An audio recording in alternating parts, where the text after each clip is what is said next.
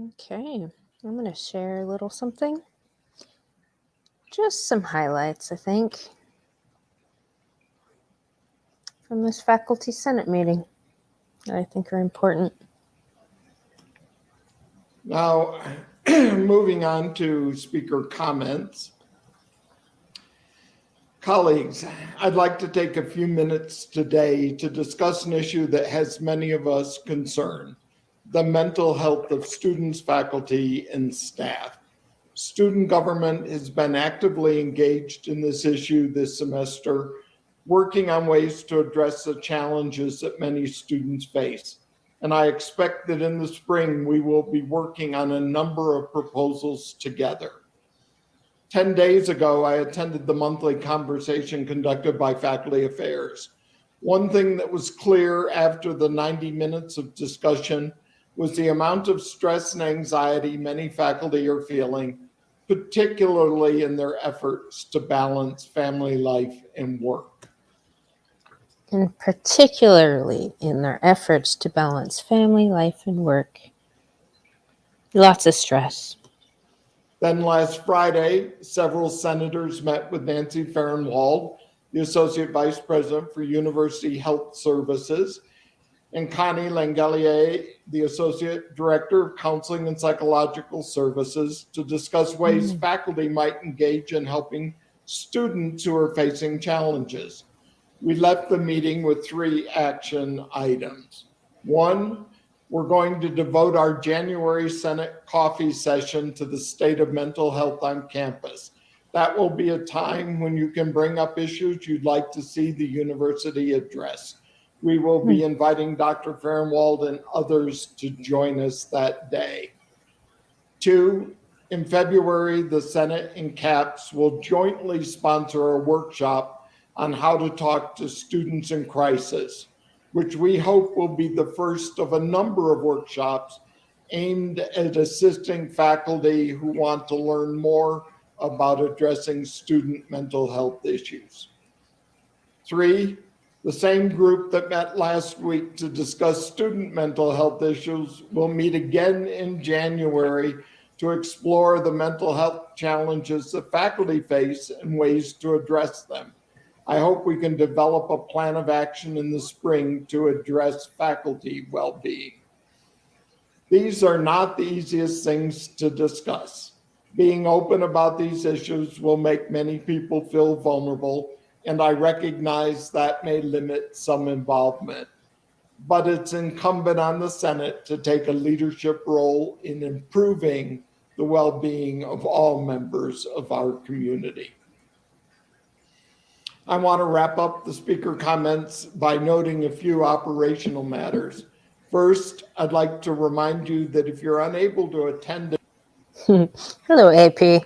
Right? Well, I'm going to show you the kind of people that cause those. But yeah, there's 4 clips here that I wanted to share. Then I would invite Speaker-elect Hammond to take us into the Committee of the Whole.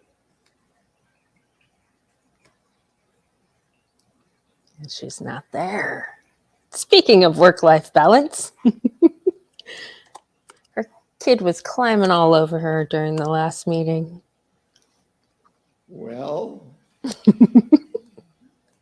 don't see her on the list. Maybe we lost Tracy. So in that case, could I ask Secretary Epstein to take us into the Committee of the Whole? Sure. Thank you, Speaker Rice. I want to begin by asking if there are any positive actions or items of concern that are occurring on campus relative to diversity, equity, and inclusion.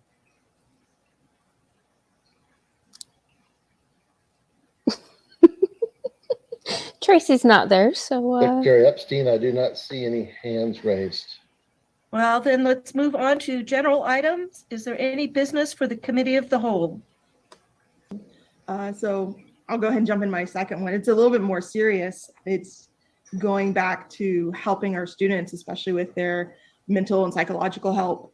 I'm currently in the process of trying to assist a student but it seems that there are a lot of cracks in the system where I've tried to reach out on several different platforms, and yet the student is continuing to have issues that don't necessarily seem to be contacted by any of the particular reach out points, I guess is the best way to say it. I've tried to tell somebody, I've tried contacting their advisors. I had to send an email straight up to General Ramirez today, just because there seemed to be no response to help the student.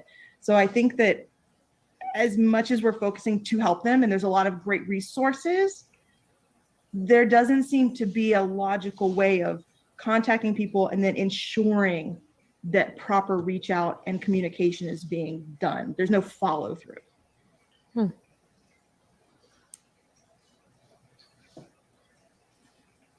Thank you. Other All right, and now the grand finale. Senator Karen, the kind of women that are responsible for the mental health issues. Senator Laporte. Hi, Senator Laporte, College of Arts and Sciences. I don't know how to say this. I've got two things I want to say. I don't know how to say this without it coming across as being angry white woman. But if you watch these Senate meetings, you'll notice that men are called doctors and women are called by their first names. And on the agenda today, we have people that are called doctors that are not doctors, and women who are doctors who are called by their first names. So I'd just like us to be a little bit more thoughtful in how we address people in the Senate and the names and the titles that we use. I know that I, for one, have been wrong in the past and apologized afterwards. The second thing I want to talk about is going back to the mental health issue. Specifically mental health for faculty.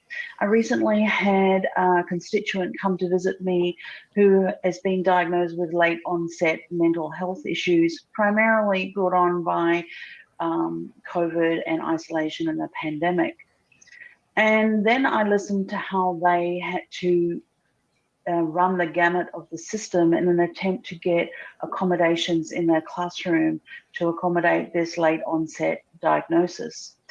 And a lot of that involved disclosing personal information to administrators that they were not comfortable doing. And I wonder how long it has been since we have actually visited that process and whether or not it is a fair and equitable process for faculty, administrators, and students who require accommodations to be successful at this institution.